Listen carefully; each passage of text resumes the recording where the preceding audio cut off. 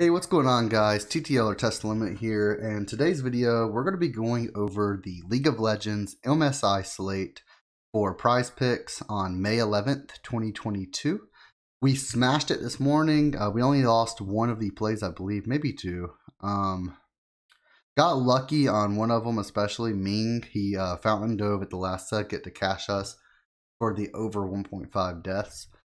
But yeah, let's just get straight into the plays for tomorrow. Unfortunately, Danny did not get over his line. I think it was 3.5 kills. He ended with 2. So I will say I'm going straight back into the well, and I'm going with Danny over 2.5 kills. They did lower it by 1. He's versus the same exact team, right? So this is versus G2. And if we look at his last 10 games, first off, we can see he plays the typical carry, 80 carry champions. So last game he played Samira, which was really odd for Danny. So he usually plays champions like Jinx, Xayah, we have Zeri, and mainly just those three. Every once in a while you'll see an Ezreal game, but Jinx, Xayah, and and Zeri are all three like really hard carry, 80 carry champions. You can see he's getting 5 kills, 13, 8, 10, 8. And even in losses, he tends to get a lot of kills. So he has a 6.9 kill average over the last 10 games. And he's hit this 2.5 kills 9 out of the last 10. And the only time he didn't hit it was the last game. And I know what you're going to think. Oh, he's against the same team, so he's not going to hit again. But I believe now that he knows what to expect, along with the fact that hopefully he can pick a champion that he's actually good with and not Samira, I believe he hits this 2.5 number fairly easily, as long as they can keep the game competitive, which I think that they will. My second play would be Shogun over 3.5 kills. So he really impressed me yesterday. So he was against the best bot lane. Honestly, I would say debatably, but honestly, it's not even debatable. The best bot lane in the world currently. So T1, Gumayuzi and Keria is their bot lane, and T1 is actually 19-0 currently on the year. So in the spring split, they went 18-0. They did not lose a single series, and then they won yesterday versus this team. But yeah, the Sagon Buffalo, sorry, my apologies. Sagon Buffalo, I'd never heard of them until yesterday when I was doing my research. Thoroughly impressed me. So it was a little bit of cheese. They waited in the bush, got first blood bot lane, but they really showed out, and I'm very impressed with how much of a push that they gave yesterday. And they're against Detonation Focus Me, which is a way big step down from T1, and I expect them to put a little bit of a challenge on DFM, and I expect it to be closer than the odds suggest. So I actually love playing players from this team. So I have Shogun over 3.5. Over the last 10, he's averaging 5.5 kills. He plays champions like Kai'Sa, Jinx, Aphelios, which are, again, just really heavy carry champions. He's hit this number 8 out of the last 10. And the 2 losses that he did not hit this number were both 3 kills. So they were 0.5 below. And we can check that right now. These 2 games, he had 3 kills. But in the rest, he went over. This is past 10 games, but he didn't. Over, didn't. Over, didn't. Over, didn't. Over. Like, he's going to hit this number majority of the time. And I really like this play because the last 10 games is the, closest sample size to see how he's been performing as of late, and he's been crushing it. So I mean, I'm really loving this play specifically. Next we have Hazmed over 2.5 kills, and the past 10 games he's averaging 4.2 kills. And let me just go ahead and say he tends to play a lot of carry champions, so you'll see things like Gwen, Kennen, Jace, who else is he? Jax. I can't believe he played Vayne. If he plays Vayne, that's going to be wild. But he just tends to play these carry champions. Akali, Jace, Kennen, Gwen, Aatrox, Jax. These champions, if you don't know League of Legends, they tend to get a lot of kills. when you're playing top lane, you can either play tanky champions that just take a lot of damage, or damage dealers who are just in it to just kill the enemy team, you know. And that's just what he plays. Just these damage carry champions.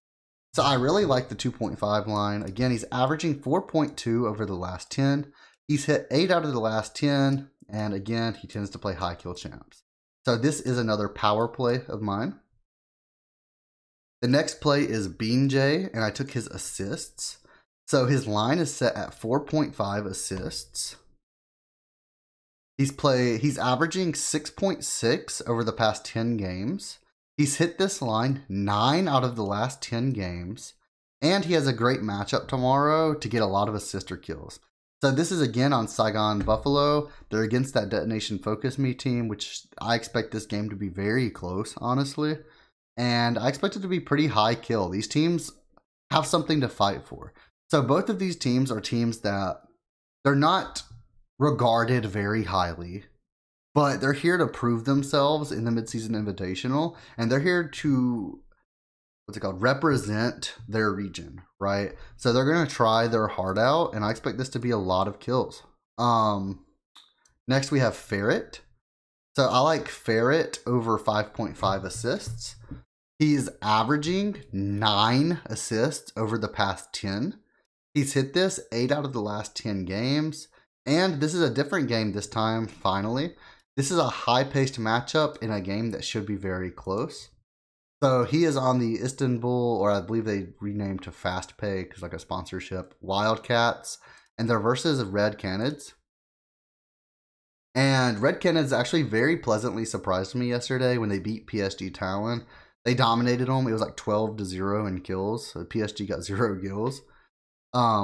But I expect them to keep it closer today with Istanbul. They were against RNG yesterday, and they kept it closer than I thought. Now, they didn't keep it too close, don't get me wrong. They had 5 kills compared to 20, but I expected this to be just a complete 20-0 kills, kind of like the PSG Talon versus Red Canids yesterday. So yeah, he's hit it 8 out of the last 10. He's averaging 9 assists. I love this play, and I'm using this as a power play as well. And my last play of the day is Kaiwing.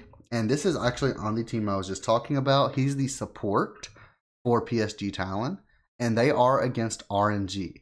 So RNG is a terrific team. PSG Talon lost with 0 kills yesterday. And I expect them to get absolutely dominated today. So with that being said, they do limit their deaths on losses. So RNG is a good enough team that they are going to absolutely stomp PSG, and they are going to end this game very, very quickly. So the way that League of Legends works is similar to CSGO, where on CSGO, for the people more familiar with that, the more rounds that there are on a map, the higher opportunity for people to get assists, death, headshots, kills, whatever the stat is. On League, it's the same way, obviously. The longer a game goes on, the more opportunities for you to die, get kills, assist, things like that. I expect this to be a 25-minute game or less. So I think RNG are literally just going to kill, kill, kill, kill, and then just get objectives and end the game. So his line is at 4.5 deaths. And that is a very large number when you look at his sample size. He plays heavy tank champion. So he plays Leona. Tom Kench especially is great for this. Alistar is great. But Leona, Tom, Ali, Nautilus. So he's playing the super tanky champions. And he has not gone over 4.5 deaths at all in the last 10 games. And you can just keep scrolling. And it's very rare that you see any games where he has 5 deaths. That's 1.